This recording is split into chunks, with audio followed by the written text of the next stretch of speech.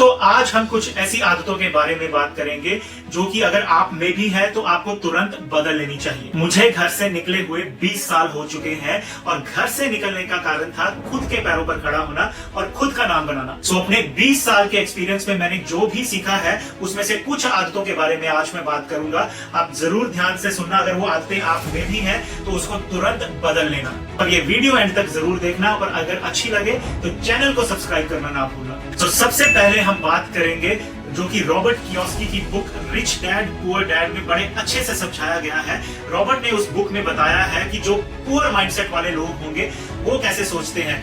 जब भी उनकी वेजेस या सैलरी आती है सबसे पहले वो अपने EMI, subscription, shopping, holiday plan कर लेंगे।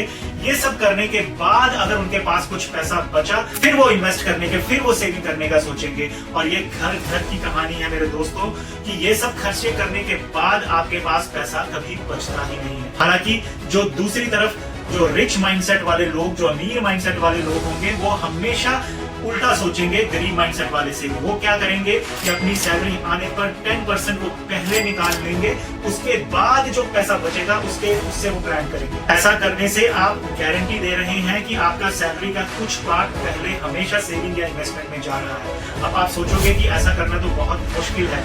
ऐसा करना मुश्किल नहीं है। जब आप ऐसा करते हैं आपका माइंडसेट पहले ही मोल्ड हो जाता है और अपना खर्चे वैसे ही प्लान करना स्टार्ट कर देता है। सो हमेशा ऐसा करें और जो भी पैसा बचता है उसके हिसाब से अपने नॉन मैंडेटरी एक्सपेंसेस को मोल्ड कर लें और खर्चा कम करना स्टार्ट कर दें और अपने मैंडेटरी एक्सपेंसेस को पहले पे करें। और ये बहुत इंपॉर्टेंट है, अपनी सैलरी में से 10% जो है वो हमेशा सेविंग या इन्वेस्टमेंट में जाना चाहिए। दूसरी आदत है जो कि है बैड डेट। बहुत लोग बैड डेट से बहुत कंफर्टेबल होते जा रहे हैं। बहुत लोगों ने इनको part of their normal life बना लिया है। छोटी छोटी चीजें जैसे हाउस होल्ड आइटम्स, क्लोथिंग जैसी चीजें भी लोग उधारी लेकर ले रहे हैं। और आपको ये चीज को समझना है कि जो बिजनेसेस हैं वो चाहते हैं कि आप उनसे चीजें लें। वो हमेशा आपको एनकरेज करेंगे कि वो चीजें लेने के लिए, और वो चीजें आपके लिए आसान बना देते हैं। आप किसी भी शॉपिंग सेंटर में या शॉप में चले जाओ, आजकल वो आपको ऑफर करते हैं जिप पे, आफ्टर पे और आपको 4 इजी इंस्टॉलमेंट्स। वो क्या कर रहे हैं, आपके लिए आसान कर रहे हैं और आपको एनकरेज कर रहे हैं कि आप उधार में चीज ले जाओ और पैसे इंस्टॉलमेंट में दें। और बहुत लोग क्रेडिट कार्ड से चीजें लेते हैं और बैंक वाले इस चीज को समझते हैं और वो चाहते हैं कि आपका फाइनेंस हिले और वो आपको क्रेडिट कार्ड दें, क्योंकि उनका बिजनेस मॉडल ऐसे काम करता है। क्योंकि नॉर्मल एवरेज क्रेडिट कार्ड का जो इंटरेस्ट है अबाउट 20% होता है,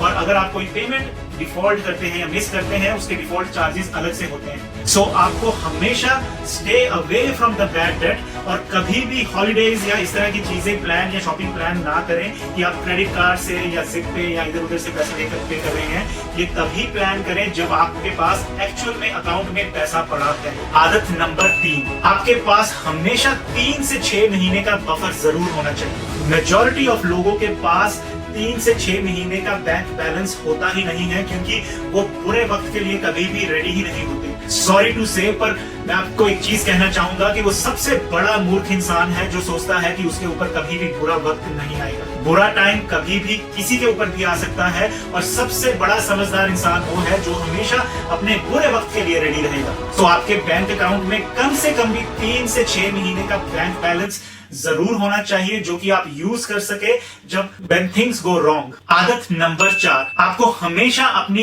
इनकम और एक्सपेंसेस का पता होना बहुत इंपॉर्टेंट है। मेजॉरिटी ऑफ केसेस में लोगों को अपने एक्सपेंसेस का पता ही नहीं होता। आप खुद को आज क्वेश्चन कीजिए, क्या आपको आपके लास्ट मंथ के या लास्ट वीक के एक्सपेंसेस का पता है या नहीं। और अगर आपको नहीं पता, आज ही आप एक डायरी लीजिए और अपने एक्सपेंसेस लिखना स्टार्ट कीजिए और ये पता लगाने की कोशिश कीजिए कि आपकी इनकम से ज्यादा एक्सपेंसेस तो नहीं है, और अगर ऐसा है तो आपको बर्बाद होने से कोई नहीं बचा सकता। आपके एक्सपेंसेस हमेशा इनकम से कम होने चाहिए। अगर इनकम से ज्यादा है तो chances are you are going to collapse very सून।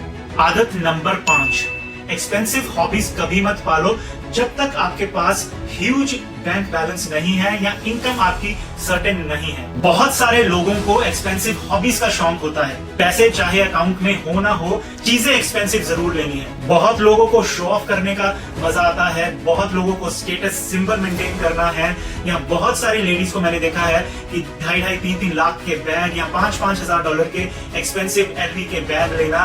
मैं दावे के साथ कह सकता हूं कि बहुत सारे लोगों को अगर आप उनके बैग में चेक करें, उसके अंदर $200 भी नहीं होंगे। हालांकि सही तरीका क्या है कि 10,000 का आप बैग ले लो, 2.5 लाख उसके अंदर होना चाहिए, ना कि 2.5 लाख का बैग और उसके अंदर 10,000 भी नहीं है। सो शो ऑफ के चक्कर में कभी ना फंसो।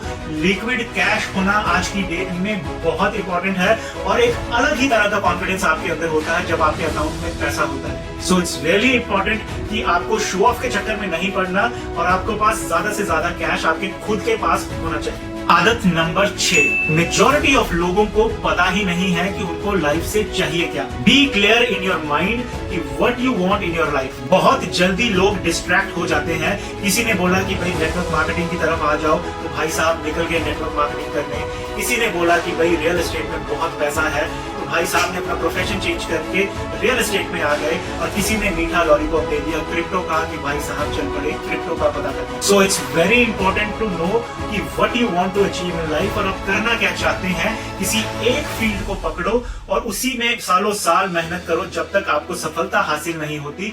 बंदर की तरह इधर उधर गुलाटी मारने से कोई फायदा नहीं होगा। एक फील्ड पकड़ के उसमें इतना माहिरता हासिल कर लो कि आपको सक्सेस खुद आपके पास आएगी। आदत नंबर 7, बहुत सारे लोगों को अपने पैशन और अपने टैलेंट का पता ही नहीं है। वो भेड़ चाल की तरह लगे हैं, एक दूसरे के पीछे लगे। अगर आपको भी अपने टैलेंट और पैशन का पता नहीं है, सबसे पहले उसका पता लगाओ। कौन सी ऐसी चीज है जो आप करते हैं तो लोग आपकी तारीफ करते हैं, या कौन सी ऐसी चीज है जिसको करने से आपको मजा आता है। अगर कोई भी ऐसा इंटरेस्ट है आपका, उसमें अपना करियर बनाओ, उसको एज अ प्रोफेशन चुनो और लोगों की कभी भी परवाह मत करो।